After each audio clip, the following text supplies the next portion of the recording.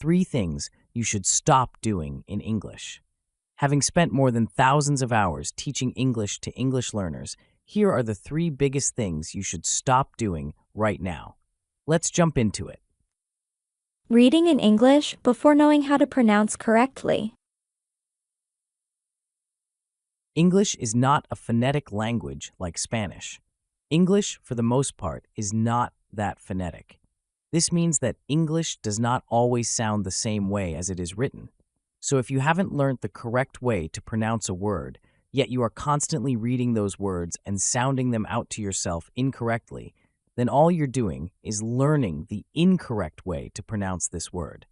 Consequently, if time after time you keep repeating a word with the incorrect pronunciation, then it's going to be very hard to unlearn it after years of doing it the incorrect way. What we recommend: take English pronunciation very seriously. When you're reading, get into the habit of looking up words in a good dictionary. At first, this will be somewhat straining, but in the long term, your pronunciation will be far better off. What's more, doing this will pay dividends. If you read on an electronic device, then you should be able to just install a good dictionary, such as Oxford or Cambridge, that also gives you the phonetic transcription of the word as well as the sound. Just start doing this more often. Staying in an echo chamber.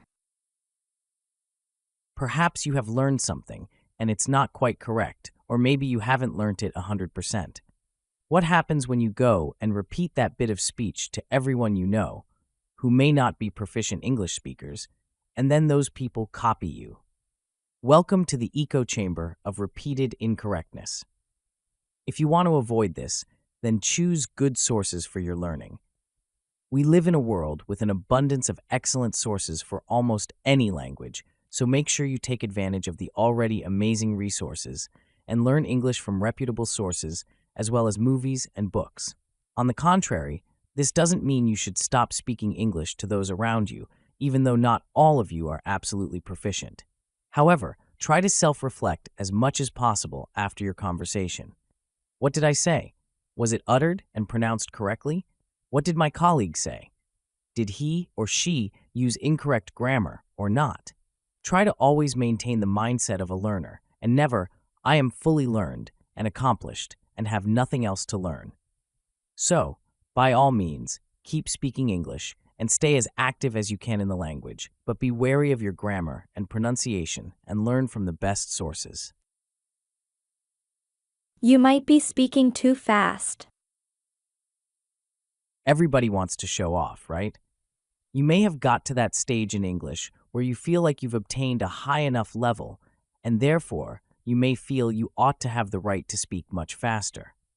The main problem with this is, unless you learned English, or any language, earlier on as a kid, you will still have to think a little bit about what you say before you say it. Are you using the correct grammar to get your point across? Are you using correct pronunciation? Is your intonation, stress, and voice inflection all on point, correct?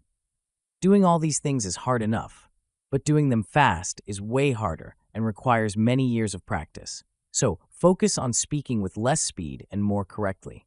Being correct and slow is much better than being incorrect and fast. This doesn't mean you have to talk extra slowly, but take your time to formulate your sentences correctly and try to use correct pronunciation. Importantly, try to be as self-reflective as possible. After any interaction or encounter you have with people in English, ask yourself afterwards, did I use the correct grammar to formulate my utterances? Perhaps you didn't use the correct verbal form or noun suffix, or maybe you were supposed to use a passive voice instead of the active voice. Think about all these things after every interaction you have. You'll be surprised at how much this helps. It's all about building a solid foundation first. Speed comes second. Learn to walk before you run.